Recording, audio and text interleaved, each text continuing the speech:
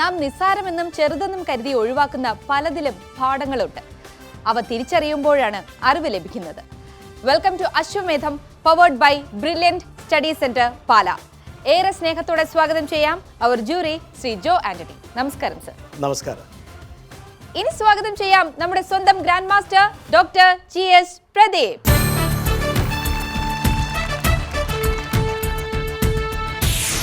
കടലാസ് പൂക്കൾക്ക് മണമില്ല, യന്ത്രങ്ങൾക്ക് സംവേദനക്ഷമതയില്ല. ഇത്തരം പ്രയോഗങ്ങളൊക്കെ ഇന്ന് സത്യത്തിൽ കാലഹരണപ്പെടുന്നു. മാനവികമായ വൈകാരികതയോടുകൂടി തന്നെ ലോകത്തെ സമീപിക്കുവാൻ സന്നദ്ധരായ യന്ത്രങ്ങളുടെ കൂടി ലോകമാണിത്. വിരൽത്തുമ്പിലെ വിവര സാങ്കേതിക വിദ്യ വിഭ്രമവും വിപ്ലവവും മാത്രമല്ല, വൈകാരികമായ ഉണർത്തുപാട്ടായും മാറുന്ന ഒരു കാലം. സ്വാഗതം. Ashwamedham, powered by Brilliant Study Centre Pala.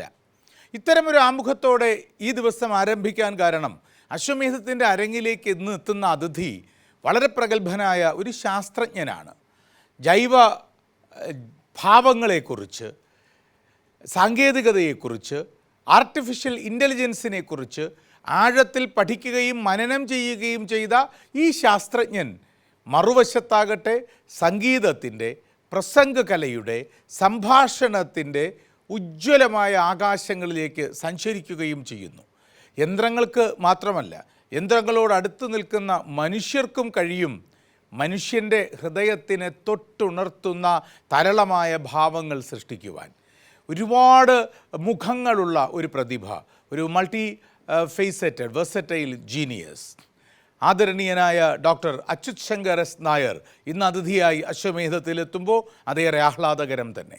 Achyut Shankar sir, please walk in. ഒരുപാട് സന്തോഷം.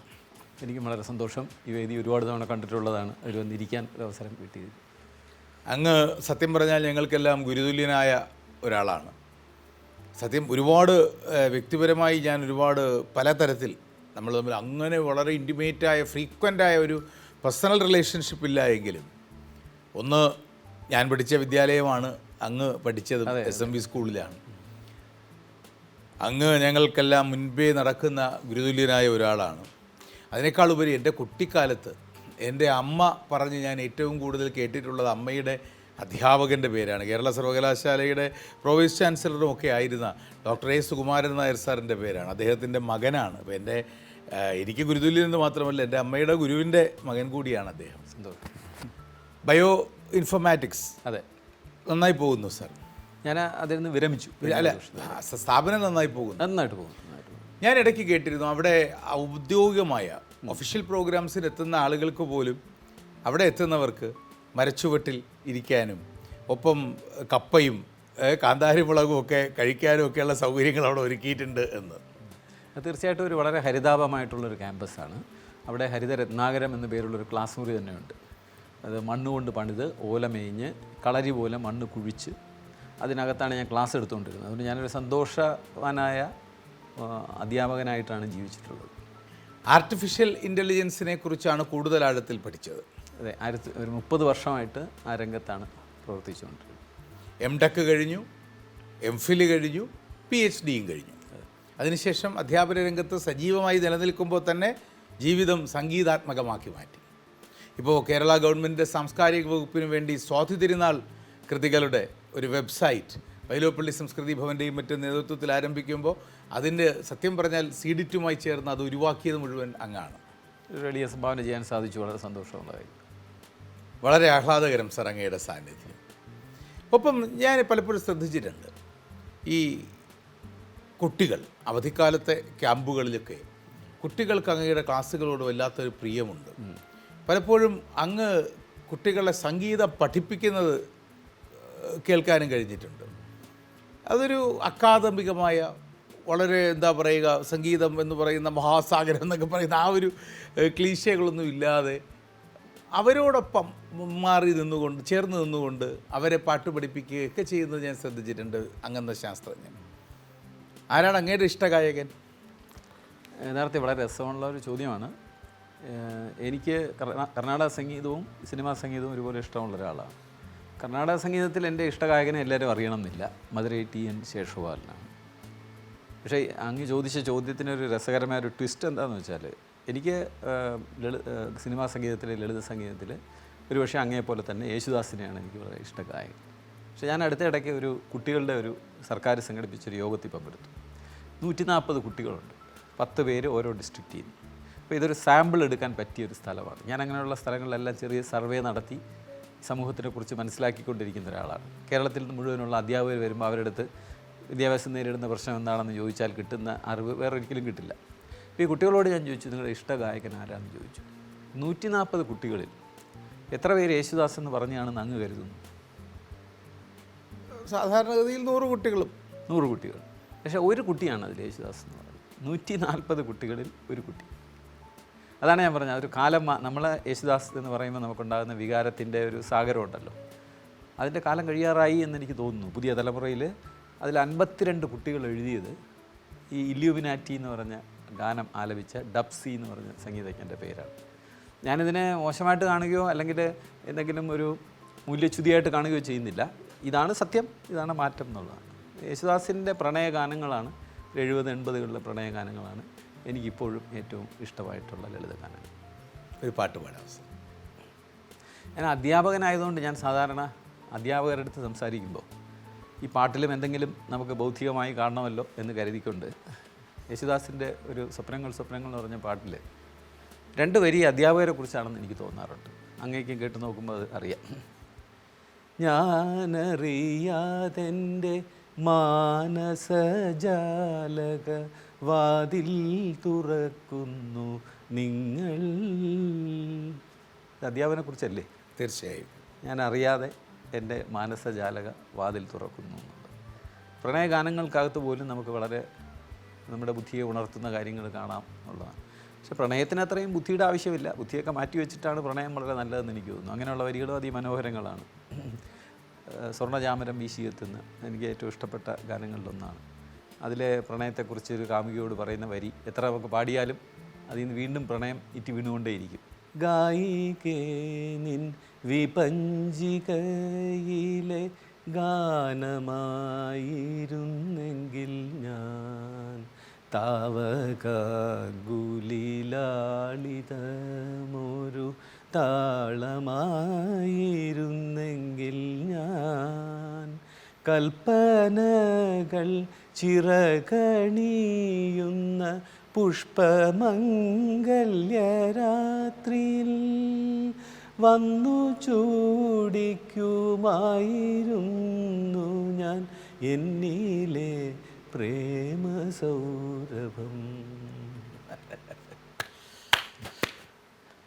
അനീഷ, ഇൻഫർമേഷൻ ടെക്നോളജിയിൽ 30 വർഷം പഠനമനനങ്ങൾക്ക് അതിനെ വിധേയമാക്കിയ കേരളത്തിലെ ഈ കാലഘട്ടത്തിലെ ഇതല്ല കഴിഞ്ഞ കുറേ ദശാബ്ദങ്ങളായുള്ള ഏറ്റവും മികച്ച സാങ്കേതിക അധ്യാപകനാണ് ഈ വളരെ ആർദ്രമായ പ്രണയഗാനം അതിനേക്കാൾ സാന്ദ്രമായ മനോഭാവത്തോടു കൂടി ഇവിടെ ആലപിച്ചത്. അതുകൊണ്ടാണ് ഞാൻ തുടങ്ങിയത്, കടലാസ് പൂക്കൾക്ക് മണമില്ല എന്ന് പറയുന്ന കാലമല്ല ഇന്ന്. യന്ത്രത്തിനുമുണ്ട് ചെറിയ ചില മിടിപ്പുകളൊക്കെ, അല്ലേ സർ? അതെ. ഒപ്പം ബയോസയൻസസ് അതും അങ്ങയുടെ പ്രധാന പഠന കേന്ദ്രമാണ്. ഈ ആർട്ടിഫിഷ്യൽ ഇൻ്റലിജൻസും ബയോസയൻസും തമ്മിലുള്ള ആ ക്ലബിങ് എന്താണ് സത്യത്തിൽ അതുകൊണ്ട് ഉദ്ദേശിക്കുന്നത്? ശരിക്കും ബയോസയൻസ് എന്ന് പറഞ്ഞാൽ ജീവനുള്ള മനുഷ്യനെ യന്ത്രം എന്ന് പറയുകയാണെങ്കിൽ മനുഷ്യൻ ജീവനുള്ളൊരു യന്ത്രമാണ്. അപ്പം ജീവനുള്ള യന്ത്രങ്ങൾക്ക് ആ ജീവൻ എങ്ങനെ പ്രവർത്തിക്കുന്നു, ജീവൻ്റെ പ്രതിഭാസം എന്ന് പഠിക്കാൻ ശ്രമിക്കുന്നവരാണ് ജീവശാസ്ത്രജ്ഞർ. ജീവനില്ലാത്ത യന്ത്രത്തിന് എങ്ങനെ ജീവൻ കൊടുക്കാൻ സാധിക്കും എന്ന് പഠിക്കുന്നവരാണ് ആർട്ടിഫിഷ്യൽ ഇൻ്റലിജൻസും കമ്പ്യൂട്ടർ ശാസ്ത്രവും. ശരിക്കും കമ്പ്യൂട്ടറിൻ്റെ ഒരു ആത്യന്തിക ലക്ഷ്യം തന്നെ മനുഷ്യനെ പോലുള്ളൊരു യന്ത്രം ഉണ്ടാക്കുക എന്നുള്ളത്. പക്ഷേ മനുഷ്യനെന്ന് പറഞ്ഞ യന്ത്രം ഇതിനകം തന്നെ പ്രപഞ്ചത്തിലുണ്ട്, പ്രകൃതിയിലുണ്ട്. അപ്പോൾ അതിനെക്കുറിച്ച് പഠിക്കുന്നവരും അതുണ്ടാക്കാൻ ശ്രമിക്കുന്നവരും തമ്മിലുള്ള കൈകോർക്കലാണ് ബയോ ഇൻഫോർമാറ്റിക്സ്. അപ്പോൾ നമ്മളിപ്പം ജീവിതത്തിനെ മനസ്സിലാക്കാനായിട്ട് ജീവശാസ്ത്രജ്ഞർ ശ്രമിക്കുന്നുണ്ട്, ബയോളജിക്കാർ, ബയോ കെമിസ്ട്രിക്കാർ ശ്രമിക്കുന്നുണ്ട്. ഇപ്പം അങ്ങേക്ക് തന്നെ അറിയാം, നമ്മൾ ചില സമയം പറയും ഞാനും അവനുമായിട്ടുള്ള കെമിസ്ട്രി ശരിയല്ല, ജൈവരസതന്ത്രം അതെ എന്ന് പറയാറുണ്ട്. അല്ലെങ്കിൽ നമ്മൾ പറയാറുണ്ട്, ഇടയ്ക്ക് നമ്മൾ ദേഷ്യം നമ്മൾ പറയും നമ്മളൊരു അഡ്രിനാലിൻ റഷ് എന്ന് പറയും. അപ്പോൾ ജീവിതത്തിനൊരു കെമിസ്ട്രി ഉണ്ട്. അപ്പോൾ ബയോ കെമിസ്ട്രി എന്ന് വെച്ചാൽ ജീവനെ കെമിസ്ട്രിയുടെ ജാലകത്തിൽ കൂടെ പഠിക്കുക.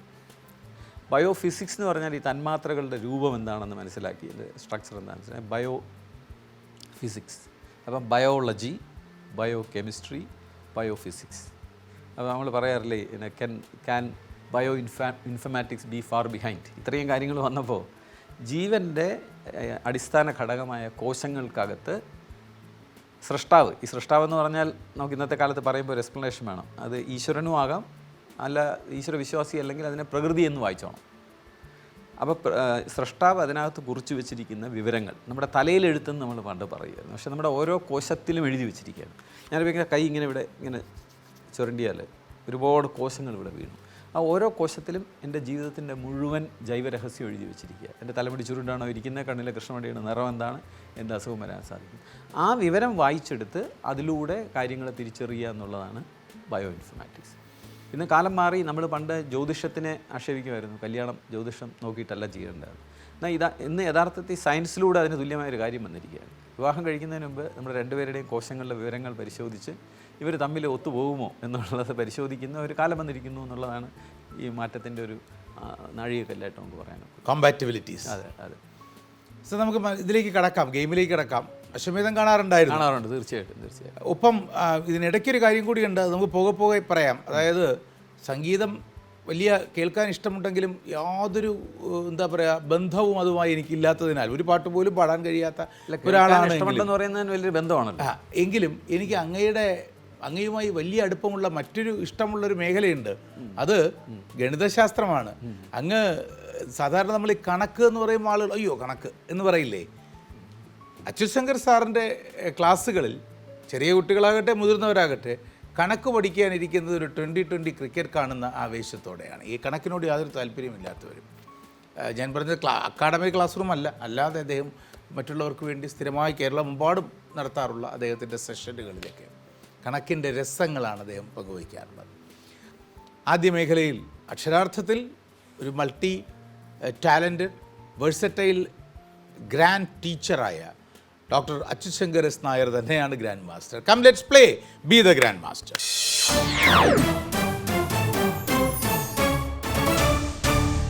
സർ, അങ്ങ് കണ്ടെത്തേണ്ട വ്യക്തിയെക്കുറിച്ചുള്ള എൻ്റെ ആദ്യത്തെ സൂചന ഫുട്ബോളുമായി ബന്ധപ്പെട്ട ഒരു ഇടത്തെക്കുറിച്ചായിക്കോട്ടെ. ആദ്യത്തെ ക്ലൂ അർജൻറ്റീന 1936 ഡിസംബർ 17. എനിക്ക് സർ നോ ഇല്ല. രണ്ടാമത്തെ സൂചന ജോർജെ മാരിയോ ബെർഗോഗ്ലിയോ. മൂന്നാമത്തെ സൂചന ഡോമസ് സാങ്ക്ടെ മാർത്തെ. നാലാമത്തെ സൂചന പറയട്ടെ സർ. താങ്കൾ കണ്ടെത്തേണ്ട വ്യക്തിയുടെ ഒരു ചെറുപ്പകാല ചിത്രമാണ്. അവസാനത്തെ ക്ലൂ ഏറ്റവും പ്രധാനപ്പെട്ട ക്ലൂ ഉണ്ട്. അത് അദ്ദേഹത്തിൻ്റെ കയ്യൊപ്പും താങ്കൾ കണ്ടെത്തേണ്ട വ്യക്തി മരിച്ച ദിവസവും ആണ്.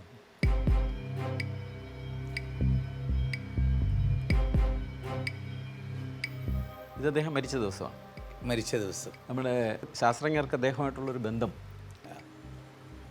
ഇപ്പോൾ ആർട്ടിഫിഷ്യൽ ഇൻ്റലിജൻസിനെ കുറിച്ച് അങ്ങ് സംസാരിച്ചു. ഒരു വർഷം മുമ്പ് റോമിൽ നിന്നും ഒരു പ്രബന്ധം പ്രസിദ്ധീകരിക്കപ്പെട്ടു.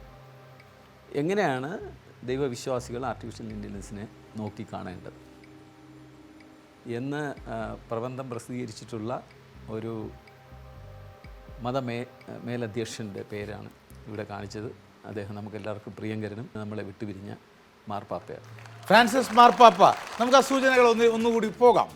അർജന്റീനയിൽ 1936 ഡിസംബർ 17 ജനിച്ച അദ്ദേഹത്തിൻ്റെ യഥാർത്ഥ പേര് ജോർജെ മാരിയോ ബെർഗോഗ്ലിയോ എന്നാണ്. അദ്ദേഹത്തിൻ്റെ റെസിഡൻസിൻ്റെ പേരാണ് നമ്മൾ രണ്ടാമത് കാണിച്ച ഡോമസ് സാങ്ക്ടെ മാർത്തെ. എനിക്ക് ആ സാങ്ക്ടെ എന്ന പ്രയോഗത്തിൽ നിന്ന് അങ്ങ് അതിലേക്ക് പോകുമെന്നൊരു സംശയം തോന്നിയിരുന്നു, ഈ സാങ്ക്ടം എന്നുള്ള ചിന്തയിൽ. നാലാമത്തേത് നമ്മൾ കാണിച്ച സൂചന അദ്ദേഹത്തിൻ്റെ ചെറുപ്പകാലത്തെ ഫോട്ടോയാണ്. പക്ഷേ ഇത് അർജന്റീനയൊക്കെ കണ്ടപ്പോൾ ഏതോ സുന്ദരനായ ഫുട്ബോളറാണെന്ന് തോന്നിപ്പോവും. തീർച്ചയായും അഞ്ചാമത്തേത് മാർപ്പാപ്പയുടെ കയ്യൊപ്പാണ്. അനീഷ പ്ലീസ്. സർ, ആ കാർഡ് കൊടുക്കാം. നമുക്ക് അശ്വമേധത്തിലേക്ക് കടക്കാം. അതിനു മുൻപ് ഒരു ക്ലാസിക്കൽ. ജയ ജയ പദ്മ നാഭമുരാരേ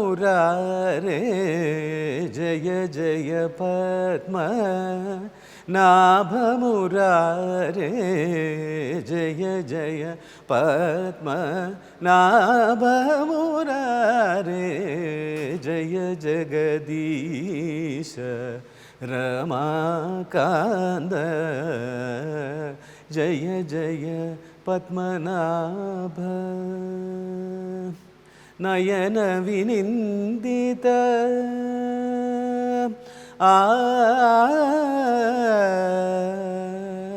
നയന വിനിന്ദിത നളിന രുചിരദള നദജന ശുഭകര നാരദ സേവിത ജയ ജയ പത്മനാഭമുരാരേ ജയ ജഗദീശ രമാകാന്ത ജയ ജയ പത്മനാഭ.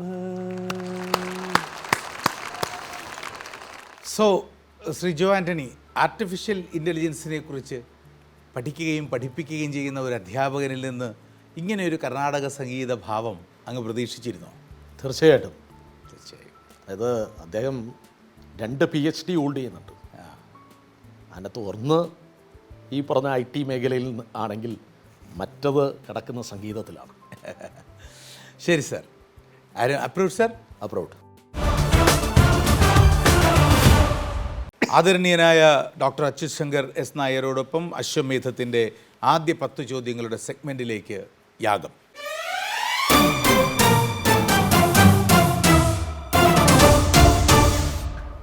അങ്ങ് വിചാരിച്ച വ്യക്തി ഒരു പുരുഷൻ അല്ല. ഇന്ത്യൻ അല്ല. ഏഷ്യൻ അല്ല. ഇന്ത്യൻ അല്ലെങ്കിലും നമ്മുടെ നാട്ടിലാണ് അവർ പ്രവർത്തിച്ചത്. അല്ല, അത് പറയണ്ട. Thank you. അങ്ങനെ പറയരുത് സാർ. അപ്പോൾ എനിക്കതൊരു സഹായകരമായ സൂചനയാവും. ഇന്ത്യൻ അല്ലെങ്കിൽ നമ്മുടെ നാട്ടിൽ പ്രവർത്തിച്ചു. ദാറ്റ് മീൻസ് അത് ബ്രിട്ടീഷ് ആയിരുന്നു. യെസ്. 1950 ശേഷം മരണം സാർ? അതെ. ആണ്. മരണവർഷം ചോദിച്ചത് ഏതായിരുന്നു? 1980. 80 മുമ്പാണെന്ന് പറഞ്ഞു. ക്ഷമിക്കണം, 80 ശേഷമാണ്. 90 മുമ്പാണ്. പോസ്റ്റ് ഇൻഡിപെൻഡൻറ്റ് ഡെത്താണ്. സൗത്ത് ഇന്ത്യയിലാണോ പ്രവർത്തിച്ചത്? അതെ. കേരളത്തിൽ? അതെ. അവരുടെ പ്രധാനപ്പെട്ട സംഭാവന സ്വാതന്ത്ര്യ സമരത്തിലുള്ള സജീവ പ്രവർത്തനമായിരുന്നോ? എന്ന് പറയാം. ആണ്. മലബാറാണോ സാർ അവരുടെ കേരളത്തിൽ പ്രധാനമേ? അല്ല. അല്ല. കൃഷിയോ വ്യവസായമോ ആയിരുന്നോ? അല്ല. 10 ചോദ്യങ്ങൾ യജ്ഞം.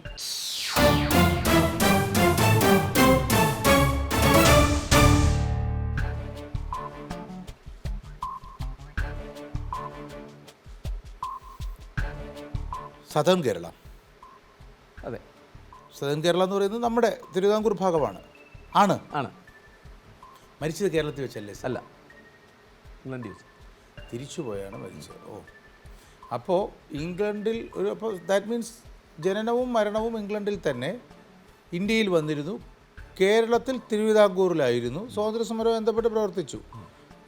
പക്ഷേ അതിലത്ര അത് ക്ലാരിറ്റി ഉണ്ട്. ഉണ്ട്. അല്ല, ഔപചാരികമല്ല. ഔപചാരികമല്ല. അനൗപചാരിക മറ്റ് സംഭാവനകളും ഉണ്ട് അവർക്ക്? ഉണ്ട്. ഔദ്യോഗിക വൃത്തി, പ്രൊഫഷൻ? ടീച്ചിങ്. Thank you. അങ്ങനെ പറയരുത് സർ. ഔദ്യോഗിക വൃത്തിയോ പ്രൊഫഷനോ ആയിരുന്നോ പ്രധാനമെന്നാണ് ഞാൻ ചോദിച്ചത്. അവരുടെ തൊഴിലാണോ പ്രധാനമെന്നാണ് ചോദിച്ചത്? ആണ്. തൊഴിലാണ് പ്രധാനം. അയ്യോ, അടുത്തത് എൻ്റെ യൂണിഫോമുള്ള തൊഴിലാണോ എന്നാണ് ഞാൻ ചോദിക്കാൻ വന്നത്. സൈനിക സേവനം ബന്ധപ്പെട്ടാണോ ചോദിക്കാൻ വന്നത്? പക്ഷേ ചോദിക്കേണ്ട, ടീച്ചിങ് എന്നാണ് അദ്ദേഹം പറഞ്ഞത്. British teacher in Kerala. താങ്കൾ വിചാരിച്ച വ്യക്തിയുടെ ഐഡൻറ്റിറ്റിക്ക് അല്ലെങ്കിൽ പ്രശസ്തിക്ക് കോഗ്നിറ്റോപ്പിയ എന്ന റീസെൻ്റായ ഒരു സംഭവം ഉണ്ടായിരുന്നു, കോഗ്നിറ്റോപ്പിയ. ആ കോഗ്നിറ്റോപ്പിയയിൽ ഈ വ്യക്തിയെക്കുറിച്ച് സംസാരവും ചർച്ചയൊക്കെ ഉണ്ടായോ? ആ പ്രോഗ്രാം എനിക്കറിയില്ല. ആ പ്രോഗ്രാം എന്ന് പറയുന്നത് നമ്മുടെ വഴുതയ്ക്കാട് തിരുവനന്തപുരം വിമൻസ് കോളേജിൻ്റെ 125ാം വാർഷികാഘോഷവുമായി ബന്ധപ്പെട്ട് വലിയ പരിപാടി 3 ദിവസം ഉണ്ടായിരുന്നു. എൻ്റെ വൈഫിൻ്റെ ഒക്കെ ഡാൻസ് ഉണ്ടായിരുന്നു അവിടെ. ഓ ശരി. അപ്പോൾ അന്ന് അതിൻ്റെ ചരിത്രത്തിൻ്റെ വിളംബരം ഉണ്ടായിരുന്നു. കോഗ്നിറ്റോപ്പിയ എനിക്കറിയാം. അതാണ് ഞാൻ ചോദിച്ചത്. സാറ് പങ്കെടുത്തില്ല. അതുമായി എന്തെങ്കിലും ബന്ധമുണ്ടാവാൻ സാധ്യതയുണ്ടോ താങ്കൾ വിചാരിച്ച വ്യക്തി? സാധ്യത. അങ്ങനെയാണെങ്കിൽ ഏറ്റവും പ്രധാനപ്പെട്ട ചോദ്യം അതിലോട്ട് വരണ്ട. 15ാമത്തെ ചോദ്യം. സാർ, അങ്ങ് വിചാരിച്ച വ്യക്തിക്ക്, സാറിപ്പോൾ യേശുദാസിൻ്റെ കാര്യം പറഞ്ഞപ്പോൾ പ്രണയഗാനങ്ങളെക്കുറിച്ചൊക്കെ പറഞ്ഞു. താങ്കൾ വിചാരിച്ച വ്യക്തിയുടെ ജീവിതം, സച്ചിവോത്തമൻ എന്ന വിളിപ്പേരുള്ള ഒരു വ്യക്തിയുടെ ജീവിതവുമായി ബന്ധപ്പെട്ട ഗൂഢമായ പ്രണയാനന്ദങ്ങളാൽ എഴുതപ്പെട്ടു എന്ന കഥകളുണ്ടോ? ഉണ്ട്. അത് കലക്കി സാർ. എൻ്റെ ഏറ്റവും പ്രധാനപ്പെട്ട ചോദ്യം എന്നാൽ അതല്ല. 16ാമത്തെ ചോദ്യം, നമുക്കെല്ലാവർക്കും പ്രിയങ്കരനായ മനു എസ് പിള്ള അദ്ദേഹത്തിൻ്റെ സർഗാത്മക സൃഷ്ടിയിലൂടെ ഈ വ്യക്തിയെ വരച്ചു കാട്ടുന്നുണ്ടോ? അത് ഞാൻ വായിച്ചിട്ടില്ല. അദ്ദേഹം എഴുതിയിട്ടുണ്ടോ എന്ന് എനിക്കറിഞ്ഞത്. Ivory throne. ഐവറി ത്രോണിൻ്റെ പരാമർശം വന്നതാണ്. 16 ചോദ്യങ്ങൾ രാജസൂയം.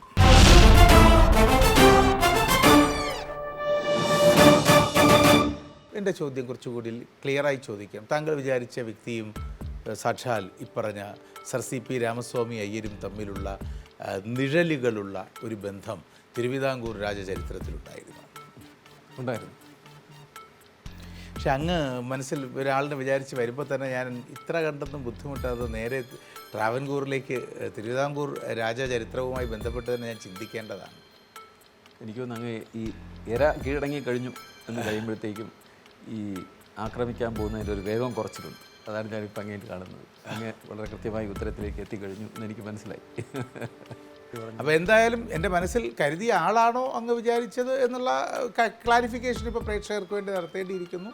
എനിക്ക് തോന്നുന്നു, അല്ലെങ്കിൽ ഇതുവരെ കിട്ടിയ ഇൻഫറൻസിൽ നിന്ന് ഞാൻ ഏറെക്കുറെ ഉറപ്പിക്കുന്നത് അങ്ങ് മനസ്സിൽ വിചാരിച്ചത് നമ്മുടെ വനിതാ കോളേജിൻ്റെ പ്രഥമ അധ്യാപികയായി കൂടി ജോലി ചെയ്ത, അതിനേക്കാളുപരി തിരുവിതാംകൂർ രാജകുടുംബത്തിൻ്റെ ചരിത്രത്തിൽ രാജാവിനോളം പോന്ന രാജശക്തി കൈയടക്കി വച്ചിരുന്ന ദിവാൻ സർ CP രാമസ്വാമി അയ്യരുമായുള്ള ഒരു അത്ര കണ്ട് കൃത്യമായ ഡെഫിനിഷൻസ് കൊടുക്കാൻ കഴിയാത്ത ഒരു ബന്ധം സൂക്ഷിച്ചിരുന്ന ആ വ്യക്തിയുടെ പേരാണ്. ഈ ഓർമ്മ പിശകുകളുള്ളതുകൊണ്ട് അവരുടെ പേര് മനസ്സിൽ നിന്ന് വിട്ടുപോകാൻ സാധ്യതയുണ്ടെങ്കിൽ എൻ്റെ ഓർമ്മയിൽ എവിടെയോ അത് അവരുടെ പേര് ലൂയിസ് ഓവർക്വിർക്ക് അങ്ങനെ എന്തോ ആണ് അവരുടെ പേര് കിടക്കുന്നത്. Is it Louis Overkirk sir? ആണോ? Louise Overkirk. Miss Louise Overkirk British Dutch അധ്യാപിക, എഴുത്തുകാരി. 1929 മുതൽ 1939 വരെ തിരുവിതാംകൂർ വനിതാ കോളേജ്, തിരുവിതാംകൂർ സർവകലാശാല എന്നിവിടങ്ങളിൽ സാമ്പത്തിക ശാസ്ത്രം, ചരിത്രം എന്നീ വിഷയങ്ങളിൽ അധ്യാപികയായി സേവനം ചെയ്തു. ഇംഗ്ലണ്ടിൽ ഡച്ച് വംശജരായ മാതാപിതാക്കളുടെ മകളായി ജനിച്ച അവർ കേംബ്രിഡ്ജ് സർവകലാശാലയിൽ നിന്ന് സാമ്പത്തിക ശാസ്ത്രത്തിൽ MA ബിരുദം നേടിയിരുന്നു. തിരുവിതാംകൂറിൽ ജനങ്ങൾക്ക് ഉത്തരവാദിത്വ ഭരണം ലഭിക്കണമെന്ന ആവശ്യത്തോട് ചേർന്ന് പ്രവർത്തിച്ചു. തിരുവിതാംകൂർ സ്റ്റേറ്റ് കോൺഗ്രസിന്റെ രൂപീകരണത്തിൽ സജീവമായി ഇടപെട്ടിരുന്നതിനാൽ ദിവാനുമായുള്ള ആത്മസംഘർഷത്തിന് ഇടവരുകയും 1939 അവർക്ക് ജോലിയിൽ നിന്ന് പിന്മാറി സ്വന്തം ദേശത്തേക്ക് പോകേണ്ടി വരികയും ചെയ്തു. 1940 ഇന്ത്യയിൽ തിരിച്ചെത്തിയ ലൂയിസ് ബോംബെ, കൽക്കട്ട, വാർധ എന്നിവിടങ്ങളിൽ പ്രഭാഷണ പര്യടനം നടത്തി ഗാന്ധിജി, രവീന്ദ്രനാഥ ടാഗോർ എന്നിവരെ കണ്ടു. 1970കളിൽ 1921, 1947 കാലഘട്ടങ്ങളിലെ തിരുവിതാംകൂറിന്റെ സാമൂഹിക രാഷ്ട്രീയ മാറ്റങ്ങൾ വിവരിക്കുന്ന no elephants for the Maharaja എന്ന പുസ്തകം എഴുതി.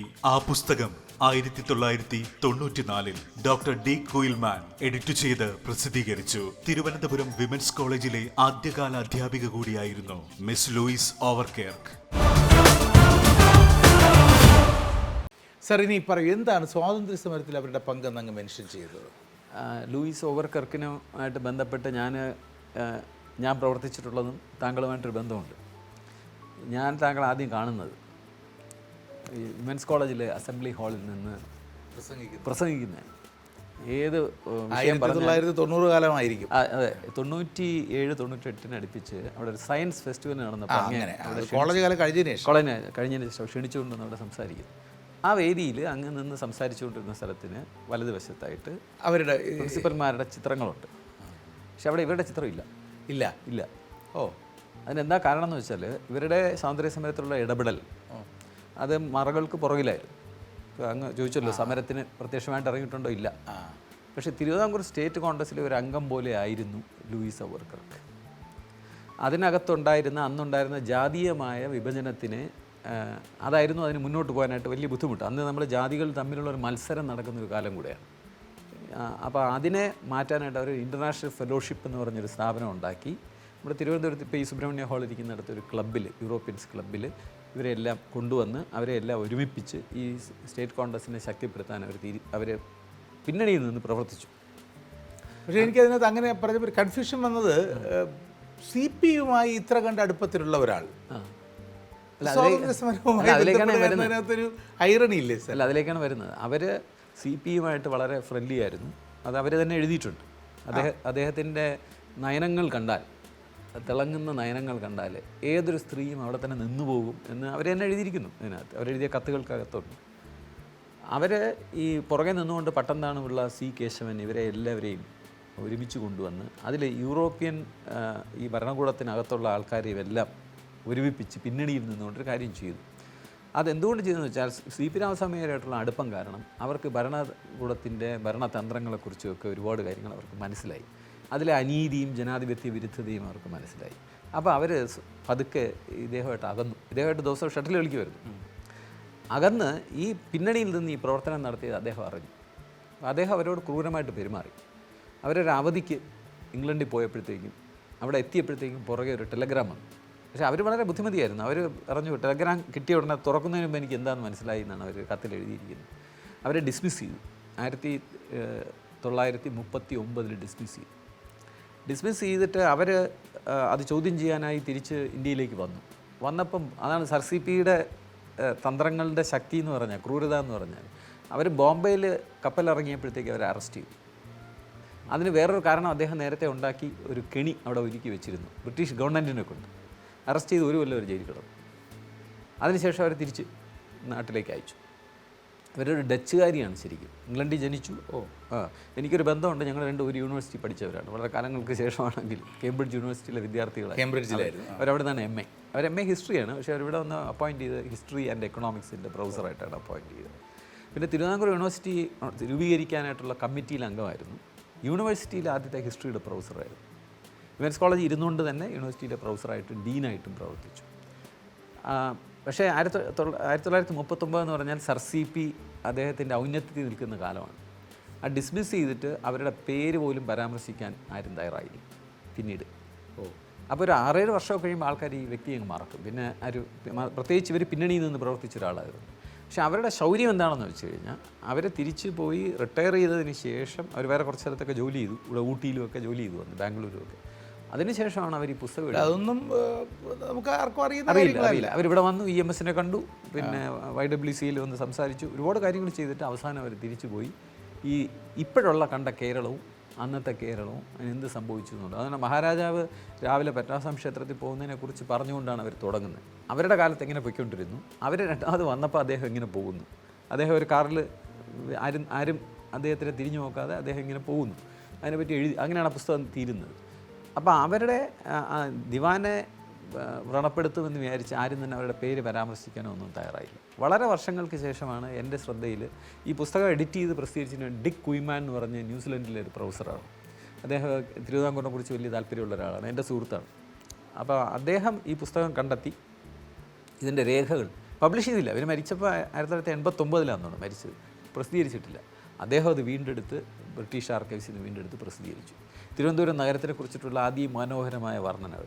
ഈ ചിലർക്കൊരു പ്രത്യേകത ഉണ്ട്, അവർ അരസികരല്ല, അവരിങ്ങനെ കാര്യങ്ങൾ എഴുതി വയ്ക്കുക മാത്രമല്ല, അവർ സർ സി പിയെ പ്രണയിച്ചു എന്ന് പറഞ്ഞാൽ അവരെഴുതുന്നതിൽ തന്നെ പ്രണയം ഇങ്ങനെ ഉണ്ട്. അവർ പിന്നെ പച്ചപ്പടർപ്പുകൾ സർ സി പി മാത്രമല്ല തിരിച്ചും. അതെ. അപ്പോൾ ആ പുസ്തകം പ്രസിദ്ധീകരിച്ചു. എന്നിട്ടും ഇവിടെ ആരും അറിഞ്ഞില്ല. എൻ്റെ ശ്രദ്ധയിൽ ഇതെല്ലാം പെട്ടപ്പോഴത്തേക്ക് ഞാൻ എന്തെന്ന് വെച്ചാൽ ബ്രിട്ടീഷ് ആർക്കൈവ്സിൽ നിന്ന് ഞാൻ പൈസ കൊടുത്ത് അവരുടെ ഒരു ഫോട്ടോഗ്രാഫ് ഉണ്ട്, ഞാൻ വാങ്ങിച്ച് അതിനെ ഡിജിറ്റൽ പെയിൻറ്റിങ് ചെയ്ത് വിമൻസ് കോളേജിൽ അവരുടെ പ്രിൻസിപ്പലിൻ്റെ പടങ്ങൾ വെച്ചിരിക്കുന്നിടത്ത് അവരുടെ ഇല്ലാത്ത പടത്തിൻ്റെ അവിടെ ഒരു സ്ഥാനം ഉണ്ടാക്കി അതവിടെ സ്ഥാപിച്ചു.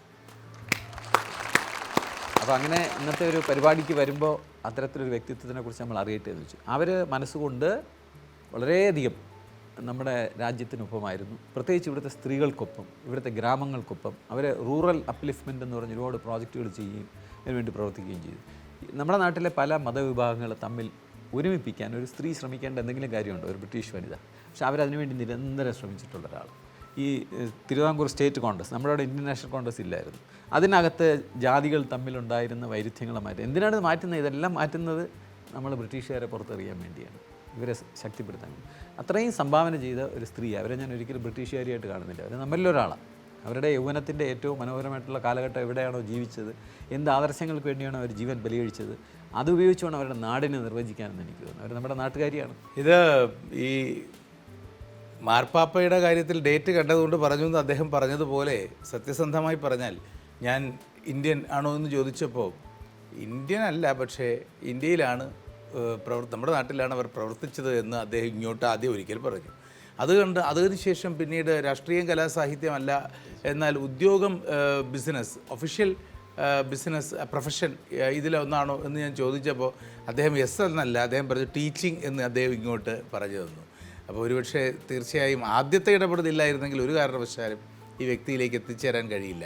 കാരണം അങ്ങ് ബ്രിട്ടീഷ് എന്ന് പറയുകയും പിന്നീട് രാഷ്ട്രീയം കലാസാഹിത്യം മതപരം ആത്മീയം ഉദ്യോഗം എന്ന് പറയുകയും ഉദ്യോഗത്തിൽ ടീച്ചിങ്ങിലോട്ട് വരികയും ഒക്കെ ചെയ്താൽ ഒരു ബ്രിട്ടീഷ് ടീച്ചർ എന്ന് പറയുന്ന പശ്ചാത്തലത്തിൽ മാത്രമേ നമ്മളതിനെ ചിന്തിക്കൂ. എനിക്ക് തോന്നി അങ്ങനെയല്ല. താങ്കൾക്ക് ഞാൻ പറഞ്ഞതിൽ കുറച്ച് നേരത്തെ ഉത്തരത്തിലേക്ക് എത്താൻ സാധിച്ചെന്നുള്ളൂ.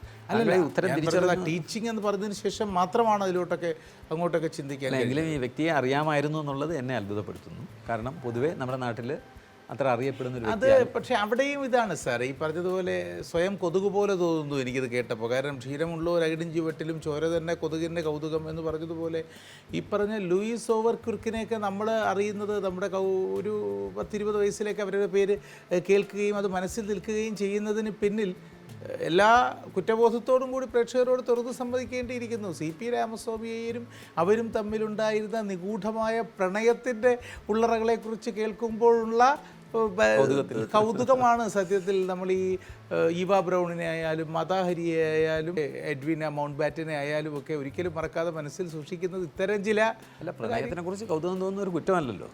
അത് വളരെ ജീവിതത്തിൽ വളരെ മനോഹരമായിട്ടുള്ള ഒരു കാര്യമല്ലേ. അപ്പോൾ അതിനെ ചുറ്റിപ്പറ്റി വിവരങ്ങളെ അടുക്കുക എന്നുള്ളത് ഒരിക്കലും തെറ്റായ കാര്യമല്ലെന്ന് എനിക്ക് തോന്നുന്നു. പ്ലീസ് ഒരു കാര്യം കൂടെ എനിക്ക് പറയാൻ ആഗ്രഹമുണ്ട്. അങ്ങയുടെ പരിപാടിയുമായിട്ട് എനിക്കൊരു മറ്റൊരു ബന്ധമുള്ള എന്താണെന്ന് വെച്ച് കഴിഞ്ഞാൽ, ഞാൻ വിദ്യാർത്ഥികൾക്ക് വേണ്ടി ഒരു പുസ്തകം എഴുതിയിട്ടുണ്ട്, ഞാൻ ഇവിടെ കൊണ്ടുവന്നിട്ടുണ്ട് കാണിക്കാം കുട്ടികൾക്ക് വേണ്ടി.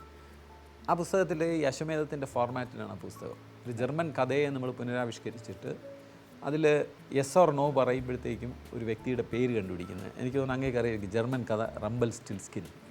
ആ കഥ ഇത്തരത്തിൽ യെസ് ഓർ നോയിലൂടെ ഉത്തരം പറയുന്ന ഒരു രീതിയിൽ ആവിഷ്കരിച്ചുകൊണ്ടൊരു കുട്ടികൾക്ക് വേണ്ടി ഒരു ഹാസ്യരൂപത്തിലുള്ളൊരു കഥ എഴുതിയിട്ടുണ്ട്. അപ്പോൾ ആ പുസ്തകത്തിനെ പറ്റി എപ്പോഴും പറയുമ്പോഴും ഞാൻ അങ്ങയുടെ പേര് പരാമർശിക്കും. ഈ ഗെയിമിൻ്റെ ഫോർമാറ്റാണ് ആ കഥയിലെ റീറ്റെല്ലിംഗ് എന്ന് ഞാൻ പറയാറുണ്ട്.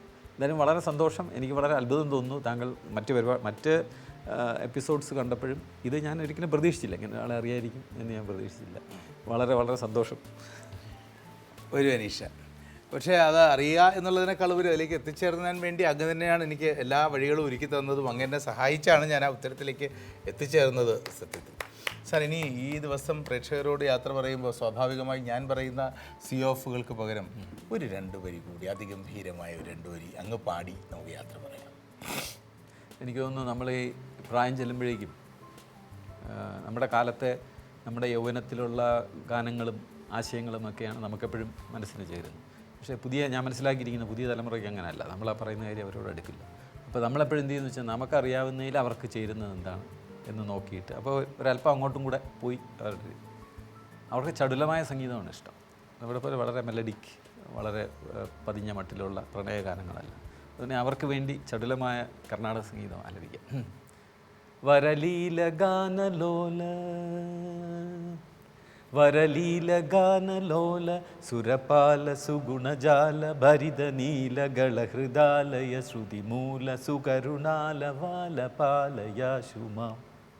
പാട്ടിന് പ്രത്യേകത എന്ന് വെച്ചാൽ ത്യാഗരാജസ്വാമികൾ ഫോർട്ട് സെൻറ്റ് ജോർജിൽ നിന്ന് സായിപ്പ് കർണാടക അവരുടെ സംഗീതം ആലപിക്കുന്ന കേട്ടിട്ട് അത് കൊള്ളാമല്ലോ എന്ന് കരുതി ഒരു ചെറിയ കൗതുകം. അദ്ദേഹം ഇത്തരത്തിലുള്ള കീർത്തനങ്ങൾ നഗുമോ പോലുള്ള പാട്ടാണ് എഴുതുന്നത്. പക്ഷേ ഒരു നിമിഷം അദ്ദേഹത്തിന് പോലും ഒരു വൈദേശിക കാര്യത്തിനോടൊരു ചെറിയ കൗതുകം തോന്നി. അങ്ങനെ അദ്ദേഹം എഴുതിയ ഈ പാട്ടാണ് ഈ കേൾക്കുന്നത്. ചടുലമാണ്, അത് നല്ല ചുവട് വെച്ച് നൃത്തം ചെയ്യാൻ ചെറുപ്പക്കാർക്കൊക്കുന്ന ഒരു ഗാനമാണ്. അപ്പോൾ അത് പാടി അവസാനിപ്പിക്കും. പാട്ട്, സംഗീതം, അല്ലെങ്കിൽ ഈ ത്യാഗരാജൻ്റെ ആ വൈകുന്നേരത്തെ തോന്നൽ, ഇതിനൊക്കെ അതിർത്തികളില്ലാത്തതല്ലേ. നമ്മുടെ തെക്കൻ തിരുവിതാംകൂറിൽ കാണുന്ന കരിമ്പനയാകട്ടെ, അറബിയുടെ മരുഭൂമിയിലെ ഈന്തപ്പനയാകട്ടെ, യവൻ്റെ നാട്ടിലെ ഒലീവാകട്ടെ, റഷ്യക്കാരൻ്റെ പൈൻമരമാകട്ടെ, ഒന്നിരുട്ടിക്കഴിയുമ്പോൾ, പാടലാമ്പരമായി കഴിയുമ്പോൾ ഈ കരിമ്പനയുടെയും ഒലീവ് മരത്തിൻ്റെയും ഈന്തപ്പനയുടെയും പൈൻമരത്തിൻ്റെയും തലപ്പിൽ പ്രകാശം ചൊരിയുന്നത് അതിർവരമ്പുകളില്ലാത്ത ഒരൊറ്റ ചന്ദ്രൻ തന്നെയല്ലേ. ശുഭരാത്രി.